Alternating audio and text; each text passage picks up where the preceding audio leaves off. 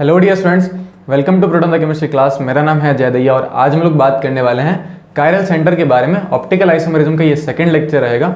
Last class में हमने discuss करा था कि जो ऑप्टिकल आइसोमेरिज्म होती है वो किस तरीके से होती है, उसका हम लोगों ने एक एक्सपेरिमेंट भी देखा था कि ये एक्सपेरिमेंट कंडक्ट करवा के हम लोग ये चेक कर सकते हैं कि जो हमें गिवन कंपाउंड है वो ऑप्टिकली एक्टिव है या फिर इनएक्टिव है। क्लियर है? तो ये सब चीज़ें हम लोग देख सकते हैं।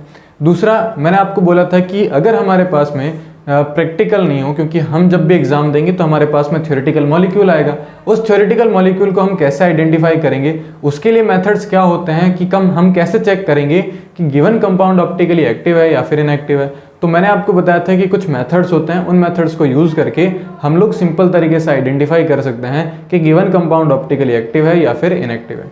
क्लियर है? तो आज से हम लोग स्टार्ट करने वाले हैं। सबसे पहले कुछ बेसिक्स टर्म्स हम लोग डिस्कस करेंगे जिससे हम लोग ये आइडेंटिफाई कर सकें कि अगर ये सब चीज़ें किसी मॉलिक्यूल में दिखती है तो वो ऑप्टिकली एक्टिव होगा या तो फिर वो क्या होगा, ऑप्टिकली इनएक्टिव होगा। क्लियर है? तो आज हम लोग पहला टर्म डिस्कस करेंगे जिसका नाम है कायरल सेंटर।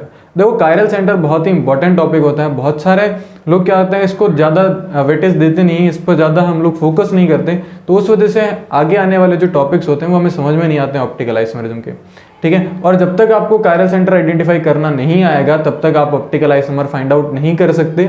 दूसरा, जब आप स्टीरियो आइसोमर फाइंड आउट करने की कोशिश करेंगे तो भी आपको बहुत सारी दिक्कतें होंगी, क्योंकि अगर आपने कायरल सेंटर फाइंड आउट नहीं करा तो उसका मतलब है कि वहाँ ऑप्टिकल नहीं आ पाएगा और आप सिर्फ ज्योमेट्रिकल को फाइंड करके स्टीरियो का आंसर देंगे, जबकि आपका आंसर क्या होगा, गलत होगा। इसीलिए हमें कायरल सेंटर फाइंड आउट करना आना चाहिए। बहुत ही सिंपल होता है, एक लाइन की इसकी डेफिनेशन होती है, लेकिन इसका एप्लीकेशन पार्ट जो होता है बहुत इंपॉर्टेंट होता है। तो मैं इस पूरे वीडियो के अंदर आपको सिखाऊंगा कि आप किस तरीके से जो है एक मॉलिक्यूल के अंदर, कोई भी आपको दिया गया हो मॉलिक्यूल, आप किस तरीके से कायरल सेंटर फाइंड आउट कर सकें। क्लियर है? सो आज का ये जो लेक्चर रहेगा वो किस पर बेस्ड होगा, कायरल सेंटर पर होगा। क्लियर है? तो हम स्टार्ट करते हैं अपना नया लेक्चर जिसके अंदर हम डिस्कस कर रहे हैं कायरल सेंटर। ये होता क्या है? देखो, बहुत ही सिंपल सा डेफिनेशन होती है। ये एक ऐसा सेंटर होता है जो sp3 हाइब्रिडाइज होता है, प्लस साथ में क्या होता है कि इसके पास में 4 डिफरेंट ग्रुप्स लगे होते हैं, है ना। sp3 hybridise centre with 4 different group is known as chiral centre. Clear है? चलिए डेफिनेशन लिख लेते हैं। डेफिनेशन में हम अगर लिखें तो इसमें हम लोग क्या लिख सकते हैं, it is an sp3 hybridised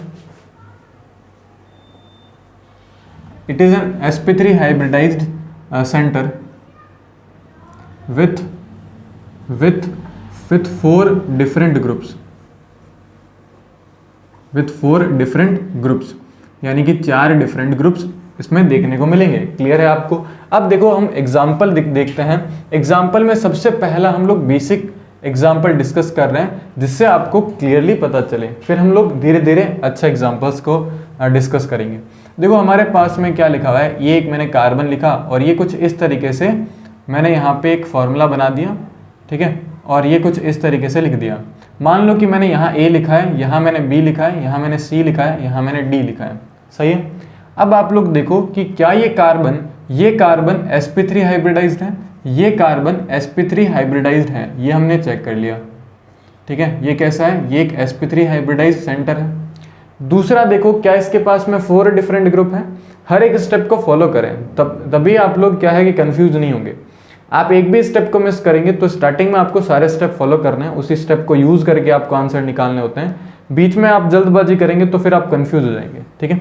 चलो, तो पहले हमने चेक करा कि sp3 है। दूसरा, 4 डिफरेंट ग्रुप है विथ 4 डिफरेंट ग्रुप, आप लोग लिख सकते हो विथ 4 डिफरेंट ग्रुप। ठीक है? तो ये भी आप लोग लिख सकते हो। अब अगर आप ध्यान से देखो तो आप इस सेंटर को किसके तरह कंसिडर कर सकते हो, ये एक कायरल सेंटर है और कायरल सेंटर को हम लोग स्टार से डिनोट कर लेंगे। तो ये कायरल सेंटर हो चुका है। अब हम लोग, एक क्वेश्चन आता है, उसका हम लोग आंसर देखने की कोशिश करते हैं। क्या किसी मॉलिक्यूल में कायरल सेंटर प्रेजेंट है तो क्या वो हमेशा ऑप्टिकली एक्टिव होगा, या फिर किसी मॉलिक्यूल में अगर कायरल सेंटर नहीं भी है या अगर है तो वो ऑप्टिकली इनएक्टिव भी हो सकता है, और नहीं भी है तो भी वो ऑप्टिकली एक्टिव हो सकता है। तो क्या ये ऐसी कुछ कंडीशंस होती है? तो इनको हम लोग डिस्कस करेंगे आगे आने वाले लेक्चर्स के अंदर।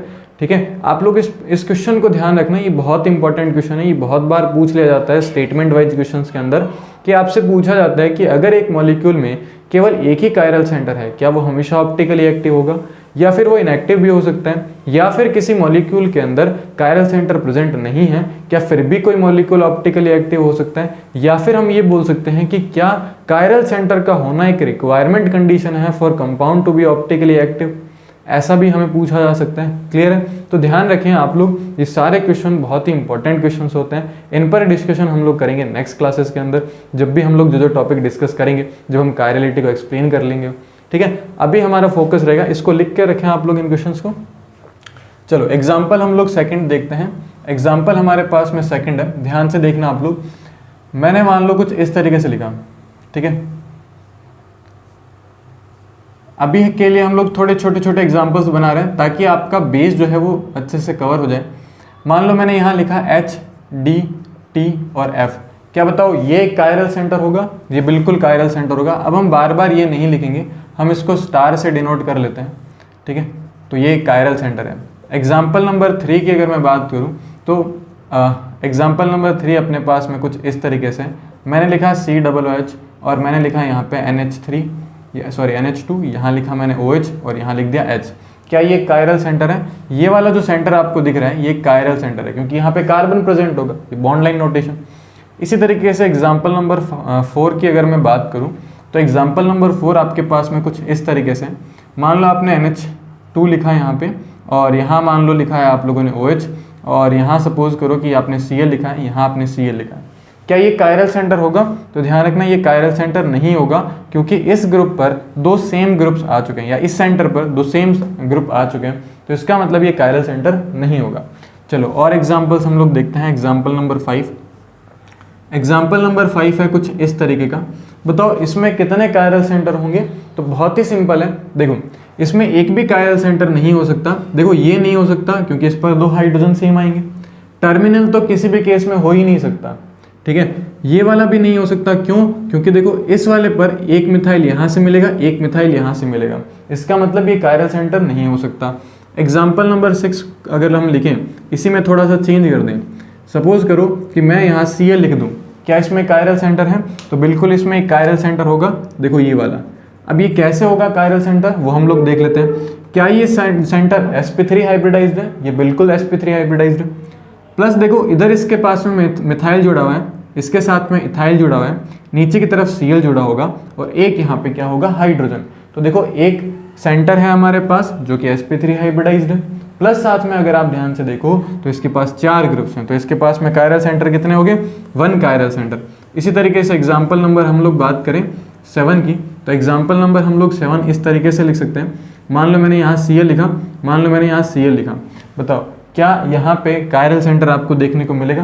कितने कायरल सेंटर होंगे? तो ध्यान से देखें, देखो ये वाला और ये वाला तो नहीं हो सकता। मैं इस सेंटर की बात करूं तो ये बिल्कुल सिंपल तरीके से कायरल सेंटर होगा। कैसे? एक Cl, एक यहाँ मिथाइल, एक ये बड़ा सा ग्रुप पूरा कंसिडर करा जाएगा, प्लस साथ में एक क्या आएगा बताओ? हाइड्रोजन आएगा। बहुत बढ़िया। इसी तरीके से ये भी होगा, तो इसमें कितने कायरल सेंटर? 1 कायरल सेंटर, ठीक है।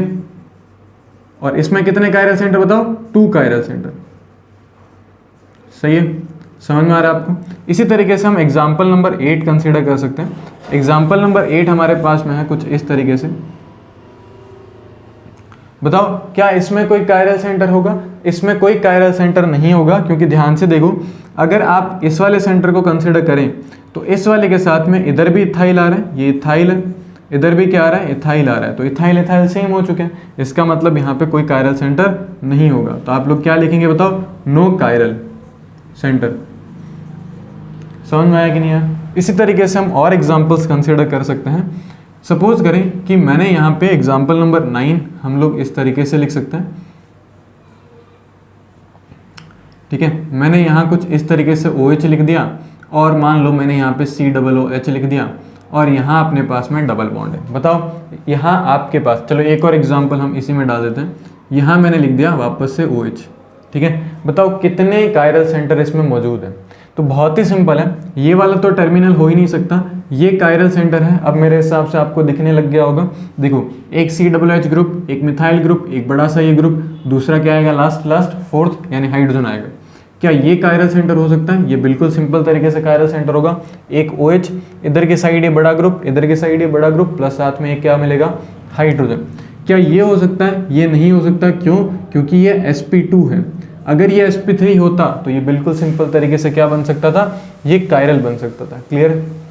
चलो इसी तरीके से हम लोग एक एग्जाम्पल लेते हैं। एग्जाम्पल नंबर 10 की अगर मैं बात करूं तो एग्जाम्पल नंबर 10 हमारे पास में कुछ इस तरीके से, सपोज करें कि मैंने इस तरीके से लिखा और यहाँ हमने लिख दिया है, सपोज करो यहाँ OH लिख दिया और यहाँ हम लोगों ने लिखा है OCH3, और मान लो कि हमने यहाँ लिखा है डबल बॉन्ड और यहाँ पे भी क्या लिखा है? Double bond.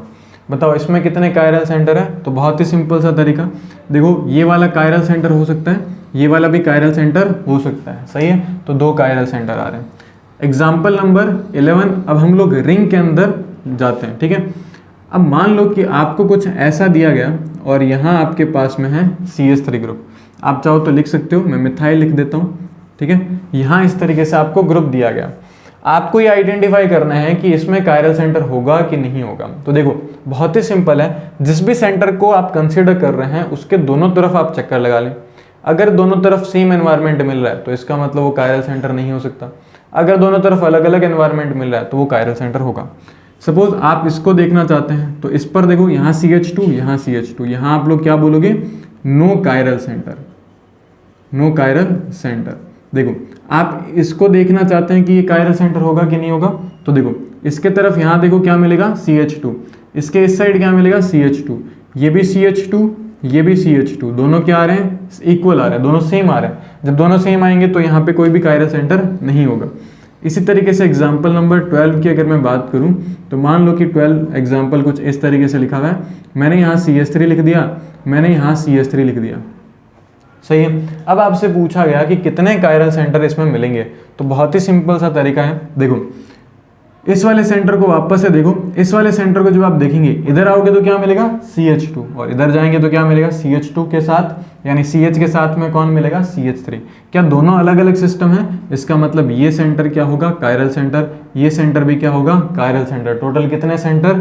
2 कायरल सेंटर आएंगे, 2 कायरल सेंटर। क्या आपको बात क्लियर है? इसी तरीके से एग्जाम्पल नंबर हम लोग क्या ले सकते हैं? एग्जाम्पल नंबर 13 कंसिडर कर सकते हैं। और एग्जाम्पल नंबर 13 में मान लो कि हमने कुछ इस तरीके से लिख दिया CH3 और मैंने यहाँ लिख दिया CH3 और यहाँ पे भी क्या लिख दिया? CH3। क्या अब कायरल सेंटर होंगे? कोई कायरल सेंटर इसमें नहीं होगा, क्योंकि जब आप इसको कंसिडर कर रहे होंगे इधर भी CH के साथ में CH3, इधर भी CH के साथ में CH3, तो यहाँ क्या आएगा बताओ? No chiral centre. तो इसमें कोई भी कायरल सेंटर आपको देखने को नहीं मिलेगा। इसी तरीके से हम एग्जाम्पल नंबर 15 कंसिडर कर सकते हैं, sorry example number 14। Example number 14 के अंदर हम लोग अगर कंसिडर करें तो सपोज हमारे पास में ये वाला सिस्टम है और यहाँ मैंने कुछ इस तरीके से Cl कंसिडर करा, यहाँ पे भी मैंने Cl कंसिडर करा। क्या बताओ कितने कायरल सेंटर है? 2 कायरल सेंटर। बहुत ही सिंपल तरीका, ये एक कायरल सेंटर, ये दूसरा कायरल सेंटर। एग्जाम्पल नंबर 15 की अगर मैं बात करूँ तो एग्जाम्पल नंबर 15 में कुछ मान लो हमने इस तरीके से लगा Cl, मैंने यहाँ लिख दिया Cl, मैंने यहाँ लिख दिया Cl। बताओ क्या इसमें कितने कायरल सेंटर आपको देखने को मिलेंगे? देखो अगर आप इस सेंटर को कंसीडर करेंगे तो इस सेंटर पर यहाँ आपको Cl मिलेगा, जबकि यहाँ आपको कुछ नहीं मिलेगा, तो ये एक सेंटर हो गया। अगर आप इसको कंसीडर करेंगे तो यहाँ आपको Cl, यहाँ आपको कुछ भी नहीं मिलेगा, तो दूसरा हो गया। अब अगर आप इसको देखना चाहें तो यहाँ पे आप अगर देखेंगे तो इधर भी Cl है, इधर भी Cl है, सही है, और यहाँ पे कुछ भी नहीं है। इसका मतलब अगर आप इस साइड से जा रहे हो तो भी Cl दिखेगा, अगर आप इस साइड से जा रहे हो तो भी आपको Cl दिखेगा। यानी देखो सेम एनवायरनमेंट मिल रहा है। जब सेम एनवायरनमेंट मिलेगा तो ये कायरल सेंटर की तरह वर्क नहीं करेगा। लेकिन ध्यान रखना यहाँ पे हम लोग क्या बोल सकते हैं, यहाँ पे हम सूडो कायरल सेंटर का जो कॉन्सेप्ट है वो यूज कर सकते हैं, सूडो कायरल सेंटर। अब सूडो कायरल सेंटर क्या होता है? सूडो कायरल सेंटर बहुत ही सिंपल होता है। जब आसपास वाले कार्बन कायरल कार्बन हो या कायरल सेंटर हो तो बीच वाला जो सेंटर होता है वो अपने आप किसकी तरह वर्क करना स्टार्ट कर देता है? वो कायरल सेंटर की तरह वर्क करना स्टार्ट कर देता है। तो ये वाला जो होगा वो कौन सा होगा? ये सूडो कायरल सेंटर होगा। क्लियर है? तो ये ध्यान रखना है। सूडो कायरल सेंटर के लिए हम लोग क्या बोल सकते हैं कि जो एडजेसेंट कार्बन होते हैं या एडजेसेंट सेंटर होते हैं, अगर वो कायरल सेंटर की तरह वर्क कर रहे हैं तो बीच वाला भी क्या करेगा? कायरल सेंटर की तरह वर्क करेगा, लेकिन वो सूडो कायरल होगा। क्लियर है? तो इस तरीके से आप लोग देख सकते हैं। ये हमारे पास में हुए एग्जाम्पल 15। अब हम लोग थोड़े और अच्छे एग्जाम्पल्स करते हैं जिसमें ज़्यादा कायरल सेंटर हो। अभी तो हम जितने भी एग्जाम्पल कर रहे हैं उनमें 1 या 2 ज़्यादा से ज़्यादा आ रहे हैं। अब हम लोग और ज़्यादा कर रहे हैं जिसमें जो आंसर आएगा वो लगभग 10 के आसपास का आंसर आना चाहिए, उसको हम लोग डिस्कस करते हैं और उनमें हम लोग कैसे आइडेंटिफाई कर सकते हैं। क्लियर है? तो आप फटाफट से क्या करो, इसको नोट करो और फिर हम लोग स्टार्ट करते हैं अपने दूसरे एग्जाम्पल्स को। चलिए अब हम बात करते हैं कुछ और एग्जाम्पल्स के बारे में। हमने 15 एग्जाम्पल्स कर लिए हैं। एग्जाम्पल नंबर 16 आपके सामने कुछ इस तरीके से है। Example number 16। So example number 16 आपको कुछ इस तरीके से दिया गया है। अभी हम लोगों ने 4 मेंबर का कंसिडर करा था, अब हम लोग क्या कर रहे हैं 5 मेंबर को कंसिडर कर रहे हैं। तो बताओ इसमें कितने कायरल सेंटर हैं? तो इसमें तो 2 कायरल सेंटर है। आप लोग बहुत ही सिंपल तरीके से देख के बता सकते हैं। 2 कायरल सेंटर। कौन कौन से कायरल सेंटर है आप बताएं? ये वाला और ये वाला। अब हम लोग कुछ और दूसरे एग्जाम्पल्स करते हैं। अगर हमारे पास में कुछ ऐसा मॉलिक्यूल हो, एग्जाम्पल नंबर 17 की अगर मैं बात करूं तो एग्जाम्पल नंबर 17 अपने पास में है। मान लो कि अपने पास में कुछ ऐसा दे रखा हो और मैंने यहाँ लिखा, बताओ आपको कितने कायरल सेंटर दिख रहे हैं? एग्जाम्पल नंबर 18 आपको दिया गया है, ठीक है। एग्जाम्पल नंबर 18 में आपको बताना है इस तरीके से। एग्जाम्पल नंबर 19 में आपको बताना है, आपको कुछ दिया गया है इस तरीके से। आपको इन तीनों में बताना है कि कितने कायरल सेंटर इसमें मिलेंगे आपको। तो इसमें बहुत ही सिंपल है, कितने कायरल सेंटर आएंगे बताओ? 2 कायरल सेंटर। बताओ इसमें भी कितने आएंगे? 2 कायरल सेंटर। बताओ इसमें कितने आएंगे? 0 कायरल सेंटर। अब सर 0 कैसे हो गया? तो 1 सेकेंड रुको, आपको बताते हैं। देखो मैंने आपको क्या कहा था, जिस भी सेंटर पर आपको डाउट होता है कि वो कायरल सेंटर होगा तो आप रिंग के अंदर उसको क्या करेंगे, दोनों साइड से चक्कर लगाएंगे। अगर आपको ये वाला दिख रहा है कि नहीं ये कायरल सेंटर हो सकता है, तो आप क्या करो, देखो इधर CH2, इधर CH2, इधर भी CH2, इधर भी CH2, और यहाँ क्या मिलेगा बताओ? इस कार्बन के साथ यहाँ तो दोनों कॉमन है, क्योंकि जब आप इधर से घूम के आओगे तो भी यही मिलोगे, इधर से घूम के आओगे तो भी यही मिलोगे, तो ये तो कॉमन कार्बन है। तो यहाँ पे डिफरेंस नहीं मिलेगा आपको, यानी डिफरेंट ग्रुप नहीं मिलेंगे, इसका मतलब इसमें कोई भी कायरल सेंटर नहीं है। सही है? एक चीज ये ध्यान रखें, ध्यान रखना इसमें हम कायरल सेंटर पढ़ रहे हैं, ठीक है। चलिए स्टीरियो सेंटर अलग होंगे। ये example 19, example number 20। Example number हम 20 को डिस्कस करें तो बताओ कुछ इस तरीके के कंपाउंड आपको दिया गया, कितने कायरल सेंटर देखने को मिलेंगे? इसमें भी 0 कायरल सेंटर होंगे, इसमें कोई कायरल सेंटर नहीं होगा।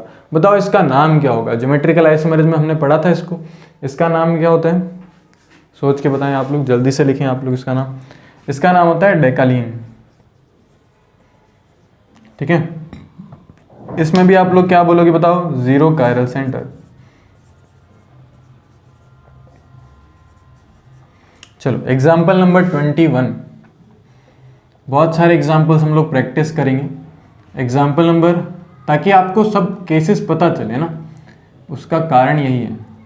यहाँ कुछ इस तरीके से लिख दिया और मैंने यहाँ लिख दिया। आप बताओ इसमें कितने कायरल सेंटर? इसमें भी 0 कायरल सेंटर, ठीक है। CC लिख रहा हूँ मैं कायरल सेंटर को। अब एग्जाम्पल नंबर 22, एग्जाम्पल नंबर 22 में आपको कुछ इस तरीके से दिया गया है। बताओ इसमें कितने कायरल सेंटर? इसमें भी 0 कायरल सेंटर होंगे, 0 कायरल सेंटर, है ना। इसका नाम कोई बता सकता है क्या होता है? इसका नाम नेफ्थलीन होता है। एग्जाम्पल नंबर 23, एग्जाम्पल नंबर 23 आपको कुछ इस तरीके से दिया गया।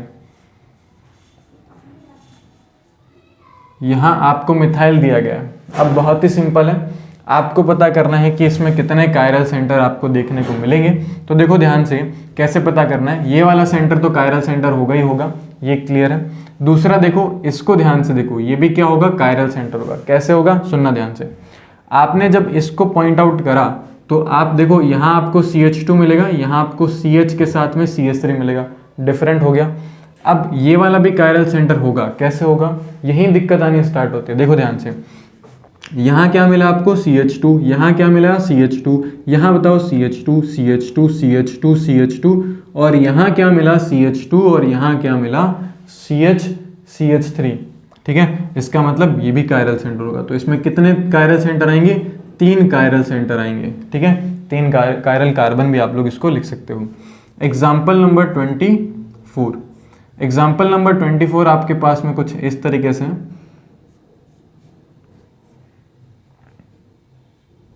ठीक है। और आपको यहाँ पे दिया गया है कुछ इस तरीके से, सपोज यहाँ मान लो लिखा हुआ है OH,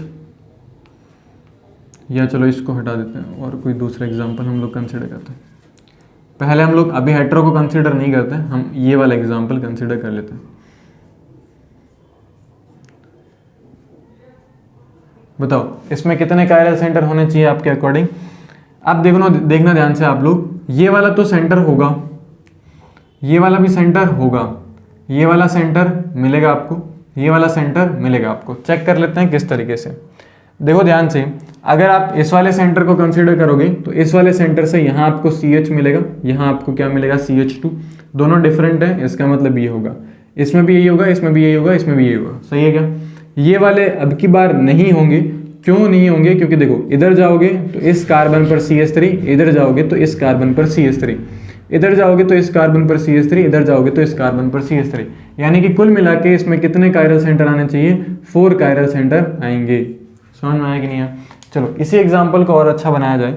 example number 25, example number 25 को अगर हम लिखें तो मान लो कि कुछ इस तरीके से आपको दिया गया, ठीक है, और आपको क्या करना है, मैंने इस तरफ इस तरीके से ग्रुप लगा दिए, मैंने यहाँ Cl, मैंने यहाँ Br, मैंने यहाँ आयोडीन, मैंने यहाँ फ्लोरीन लिख दिया। बताओ कितने कायरल सेंटर? बहुत ही सिंपल, ये कायरल होगा, ये भी कायरल होगा, ये भी कायरल होगा, ये भी कायरल होगा, ये भी कायरल, ये भी कायरल। अब की बार ये दोनों कायरल कंसीडर करे जाएंगे तो टोटल इसमें कितने आ जाएंगे आपके पास में? 6 कायरल सेंटर मिलेंगे आपको। इसी तरीके से हम एग्जाम्पल नंबर 26 कंसीडर कर सकते हैं। एग्जाम्पल नंबर 26 आपके पास में कुछ इस तरीके से, ध्यान से देखेंगे आप लोग, और यहाँ इस तरीके से लिखा हुआ है, ठीक है। यहाँ मान लो OH लिख दिया, यहाँ मान लो मैंने Br लिख दिया, यहाँ मान लो मैंने CH3 लिख दिया। आपको ये आइडेंटिफाई करना है कि इसमें कितने कायरल सेंटर मिलेंगे आपको। तो बहुत सिंपल है, देखो पहले तो जो आपको दिख रहा है ग्रुप वो तो होंगे कायरल सेंटर, उसमें तो कोई दिक्कत नहीं है। अगर हम बात करें कि क्या ये वाला सिस्टम कायरल सेंटर होगा, तो ये बिल्कुल होगा। कैसे? इधर जाओगे तो बताओ क्या मिलेगा? CH2, इधर जाओगे तो CH के साथ OH मिलेगा। क्या ये वाला होगा? ये भी बिल्कुल होगा। क्या ये वाला होगा? ये भी बिल्कुल होगा, ये वाला भी होगा। इसका मतलब टोटल कितने आ चुके हैं? टोटल आपके पास में आएंगे 1 2 3 4 5 6 7, यानी कि टोटल 7 कायरल सेंटर आपको मिलेंगे इसके अंदर, ठीक है। कर सकते हैं आप लोग इसी तरीके से। एग्जाम्पल नंबर 27 हम लोग कंसीडर कर रहे हैं। एग्जाम्पल नंबर 27 कुछ इस तरीके से, थोड़ा ये सही नहीं बना, मैं बता दूँ, इसको आप ऐसे लिख लो, ठीक है, और इसको हम लोग कुछ ऐसे बना देते हैं। यहाँ मैंने मान लो लिखा है COOH, और यहाँ कुछ इस तरीके से लिखा हुआ है, और आप इसको थोड़ा बड़ा बना सकते हो चाहो तो, ठीक है। यहाँ डबल बॉन्ड लिखा हुआ है, यहाँ Br लिखा हुआ है, और यहाँ आपको डबल बॉन्ड देखने को मिलेगा, और यहाँ आपको साइनाइड देखने को मिलेगा, ठीक है। तो इसमें अपन बहुत सारे बना सकते हैं। मान लो कि यहाँ मैंने Cl लिख दिया, ठीक है। तो मेरे हिसाब से काफ़ी इतना आराम से कर सकते हैं। एक OH यहाँ लिख देते हैं हम लोग, यहाँ हम लोग लिख देते हैं सपोज NH2 लिख देते हैं। सही लिख सकते हैं क्या? चलो अच्छा क्वेश्चंस बन सकता है। अब देखो इस वाले मॉलिक्यूल में अभी हम अचानक से इसको जंप कर रहे हैं इतने वाले में, क्योंकि हम इतना कर चुके हैं। अब मेरे हिसाब से आपको दिखना आएगा, बड़े एग्जाम्पल्स करेंगे तभी हमें अच्छे से समझ में आएगा। हर एक सेंटर को चेक करते हैं। ये वाला तो होगा बिल्कुल, ये वाला भी होगा बिल्कुल, ये वाला भी होगा बिल्कुल, ये वाला अब की बार नहीं हो पाएगा क्योंकि डबल बॉन्ड आ चुका है, sp2 हाइब्रिडाइजेशन जाएगा। ये वाला होगा, ये वाला होगा। जो क्लियर कट दिख रहे हैं उनको फटाफट से टिक कर लेंगे। अब कौन कौन से दूसरे हो सकते हैं, वहाँ सबसे बड़ी इंपॉर्टेंट वाली बात है। देखो आप इस सेंटर को सेलेक्ट करो, इस सेंटर को देखोगे तो ये वाला होगा, ये वाला भी सेंटर हो सकता है। क्या ये वाला सेंटर होगा? ये वाला सेंटर भी होगा। क्या ये वाला सेंटर होगा? ये भी सेंटर होगा। ये नहीं हो सकता, ये वाला सेंटर भी होगा, ये वाला सेंटर भी होगा, ये वाला सेंटर भी होगा। सही है, मेरे हिसाब से बाकी सारे सेंटर आ चुके हैं। ये वाला नहीं होगा, सॉरी, ये वाला क्यों नहीं होगा? क्योंकि देखो मिथाइल मिथाइल सेम आ गया, तो इसको हटा दो, ठीक है। हाँ, तो इस तरीके से हम लोग चेक कर सकते हैं। यहाँ नाइट्रोजन वाला नहीं हो सकता, बाकी सारे केस हम लोगों ने कंसिडर कर लिए। अगर कोई भी फिर भी आपको लगता है कि नहीं हो सकता है तो आप लोग चेकआउट कर सकते, इसको चेक कर सकते हैं एक बार। सही, मेरे हिसाब से बाकी सारे हम लोगों ने देख लिए। ऐसा कोई भी इसमें सेंटर नहीं बचेगा जो कायरल सेंटर हो सकता है, ठीक। तो ये एग्जाम्पल हमारे पास में हो गया। इसमें टोटल कितने हैं काउंट कर लो, 3 4 5 6 7 8 9 10 11। इसमें 11 कायरल सेंटर आएंगे। ठीक है, चेक कर लेना आप लोग एक बार, 11 ही आएंगे मेरे हिसाब से। एग्जाम्पल नंबर 28 हम लोग कंसिडर करते हैं। एग्जाम्पल नंबर 28 आपको कुछ इस तरीके से दिया गया। सपोज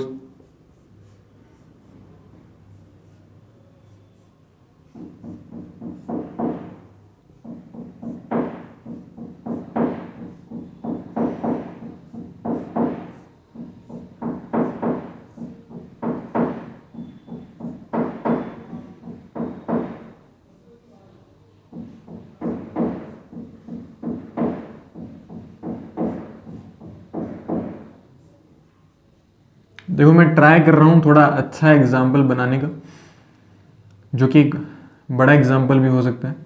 ठीक है, कोशिश कर रहे हैं हम लोग बनाने की। आप लोग इस तरीके से देख सकते हो। मान लो मैंने यहाँ टी डी एच लिख दिया, और बाकी मैंने यहाँ बी आर लिख रखा है, यहाँ सी एल लिख रखा है, और यहाँ आप लोग चाहो तो लिख सकते हो ओ एच, और यहाँ लिख सकते हो साइनाइड, और यहाँ आप लोग लिख सकते हो एन, और इसके साथ में आप लोग जोड़ सकते हो एक डबल बॉन्ड वाला एन बना देते हैं हम लोग। ठीक है, यहाँ डबल बॉन्ड जोड़ दिया, और यहाँ मैंने जोड़ दिया है मान लो सी एल जोड़ दिया, और यहाँ मैंने जोड़ दिया है मान लो कि डी टी, और यहाँ पे मैंने जोड़ दिया है, चलो मिथाइल ही बढ़ा देते हैं। तो ये आपके पास में सेंटर है, और इस सेंटर में आप लोग यहाँ डबल बॉन्ड जोड़ दो। ये एक अच्छा एग्जाम्पल बन सकता है। दिखने में आपको काफ़ी अजीब सा लगेगा, लेकिन इसमें अच्छे एग्जाम्पल्स कंसिडर करे जा सकते हैं। इसमें अच्छे नंबर ऑफ कायरल सेंटर मिलेंगे हमें। ठीक है, कुछ एग्जाम्पल्स हम लोग बुक के भी करेंगे, जो कि स्टैंडर्ड बुक्स के अंदर दिए जाते हैं, हम वो भी करेंगे। इसी के बाद 2-3 एग्जाम्पल और करेंगे, तो टोटल हमारे 30 एग्जाम्पल्स कंप्लीट हो जाएंगे। सही है, चलो अगर मैं इसकी बात करूं तो यहाँ पे बहुत ही क्लियर है। हम हर एक सेंटर को चेक करेंगे। पहला सेंटर तो यही मिल गया। जो सेंटर डायरेक्ट दिख रहे हैं उनको फटाफट से टिक कर लेना है। ये होगा, ये भी होगा, ये वाला होगा, ये वाला होगा, और ये वाला होगा। ठीक है, अब ध्यान से देखो, ये वाला जो नाइट्रोजन है, इस नाइट्रोजन पर हाइड्रोजन नहीं जोड़ा है, तो आप लोग को हाइड्रोजन कंसिडर करना है। तो ये वाला हो सकता है, ये वाला भी हो सकता है। ठीक है, अब अगर मैं इसकी बात करूं तो ये भी कायरल सेंटर होगा, ये कायरल सेंटर होगा, ये भी कायरल सेंटर, ये भी कायरल सेंटर, ये भी कायरल सेंटर होगा। ये कायरल सेंटर नहीं हो सकता, उसका कारण है ये कायरल सेंटर इसलिए नहीं हो सकता क्योंकि यहाँ पे sp2 आ चुका है ना। sp2 तो हम कंसिडर नहीं करते। अच्छा, इसमें कोई भी कायरल सेंटर नहीं हो सकता, क्योंकि देखो अगर आप इधर इधर से देखोगे तो CH2 और यहाँ पे सेम मिलेगा, तो इसमें कोई कायरल सेंटर आपको देखने को नहीं मिलेगा। इसी तरीके से मैं इसको भी कंसिडर कर सकता हूँ कि ये कायरल सेंटर है। और ध्यान से देखो, यहाँ पे अगर आप ध्यान से देखेंगे तो ये वाला नाइट्रोजन जो है वो अब की बार कंसिडर नहीं करा जाएगा। उसका ये कारण है क्योंकि ये जो नाइट्रोजन होंगे, ये नाइट्रोजन इसके साथ में रेजोनेंस में होंगे, तो ये जो नाइट्रोजन होगा ये sp2 हाइब्रिडाइज्ड हो जाएगा। और अगर ये sp2 हाइब्रिडाइज हो जाएगा तो इसको कायरल सेंटर में आप काउंट नहीं करेंगे। तो यही इंपॉर्टेंट पॉइंट है इसके अंदर। क्लियर है? तो और एग्जाम्पल्स हम लोग करेंगे, पहले इसमें हम लोग काउंट कर लेते हैं। अब मेरे हिसाब से कोई भी इसमें दूसरा सेंटर नहीं बचेगा जहां आपको क्या दिखेगा, कायरल सेंटर देखने को मिलेगा। तो बहुत ही सिंपल सा यहाँ पे हम आंसर फाइंड आउट कर सकते हैं। काउंट कर लेते हैं, 1 2 3 4 5 6 7 8 9 10 11 12 13 14। तो टोटल इसमें 14 जो है कायरल सेंटर देखने को मिलेंगे। तो आप लोग फटाफट से इसको नोट करो। फिर हम लोग क्या करते हैं, हम जो अपने स्टैंडर्ड एग्जाम्पल्स होते हैं जो बुक्स के अंदर दिए जाते हैं, या जो केमिकल मॉलिक्यूल्स होते हैं, जो हमारे पास में बड़े मॉलिक्यूल्स होते हैं, उनके अंदर किस तरीके से कायरल सेंटर फाइंड आउट करते हैं वो भी हम लोग देखेंगे। क्लियर है? तो फटाफट से आप इसको कॉपी करें, फिर हम मूव करते हैं नेक्स्ट एग्जाम्पल पर। चलिए, तो कुछ और एग्जाम्पल हम लोग डिस्कस करते हैं। तो एग्जाम्पल हमारे पास में नंबर है 29। तो 29 एग्जाम्पल बहुत ही सिंपल सा एग्जाम्पल है। इसमें देखो, अगर हम बात करें तो ये वाला जो सेंटर होगा वो कायरल सेंटर नहीं हो सकता, क्योंकि यहाँ पे आपको CH2 मिलेगा, यानी कि 2 हाइड्रोजन आपको देखने को मिलेंगे। तो ये वाला जो क्या होगा, कायरल सेंटर होगा। तो इसमें 1 कायरल सेंटर है। ठीक है, ऑक्सीजन नहीं हो सकता। क्यों नहीं हो सकता? क्योंकि उस पर 2 लोन पेयर होंगे, है ना। तो दोनों लोन पेयर दोनों सेम ही होंगे, तो सेम ग्रुप में आपको देखने को मिलेंगे। इसी तरीके से इसमें अगर आप देखोगे तो इसमें भी कितना कायरल सेंटर आपको देखने को मिलेगा, 1 कायरल सेंटर होगा, बाकी कोई भी कायरल सेंटर नहीं होगा। सिमिलर इसमें अगर आप ध्यान से देखें तो ये वाले दोनों जो हैं वो क्या होंगे, कायरल सेंटर होंगे, क्योंकि अगर आप इस पर देखो तो ऊपर CHO लिखा है, इधर OH, इधर H, और ये पूरा बड़ा वाला ग्रुप होगा। तो इसमें टोटल कितने कायरल सेंटर, 2 कायरल सेंटर। इसमें अगर आप बात करो तो ये वाला जो सेंटर है ये वाला कायरल सेंटर होगा, लेकिन ये नाइट्रोजन वाला नहीं होगा, क्योंकि ये जो लोन पेयर होगा ये किस में चला जाएगा, ये रेजोनेंस में चला जाएगा। तो ये वाला जो कंपाउंड होगा इसमें ये जो नाइट्रोजन है ये नाइट्रोजन sp2 हाइब्रिडाइज्ड, और अगर ये sp2 हाइब्रिडाइज्ड है तो यहाँ पे सिर्फ और सिर्फ एक ही कायरल सेंटर होगा। अब अगर हम बात करें इस नाइट्रोजन की, तो इस नाइट्रोजन के पास में 4 डिफरेंट ग्रुप है, तो ये क्या होगा, ये sp3 हाइब्रिडाइज्ड है, प्लस साथ में अगर हम देखें तो इसमें एक कायरल सेंटर आपको देखने को मिलेगा। अगर हम बात करें 34 एग्जाम्पल की, तो इसमें भी आप लोग देख सकते हो ये वाला सेंटर और ये वाला सेंटर, टोटल कितने, 2 कायरल सेंटर है। तो बहुत ही सिंपल है इनको फाइंड आउट करना। ये वाला एग्जाम्पल एक अच्छा एग्जाम्पल हो सकता है। देखो ये वाले जितने भी आपको ग्रुप्स दिख रहे हैं जो कि CH वाले ग्रुप्स हैं, ठीक है, ये चारों के चारों किसकी तरह वर्क करेंगे, कायरल सेंटर की तरह वर्क करेंगे। तो इसमें आपको 4 कायरल सेंटर देखने को मिलेंगे।